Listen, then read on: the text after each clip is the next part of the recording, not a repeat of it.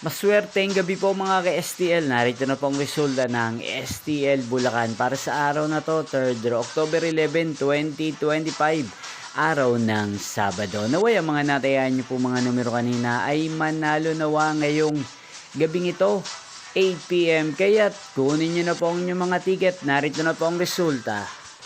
Ang mga numerong nanalo sa STL Bulacan ngayong gabing ito, October 11, 2025, 8 PM, third draw result, 17 at 1. In exact order again, 17 at 1.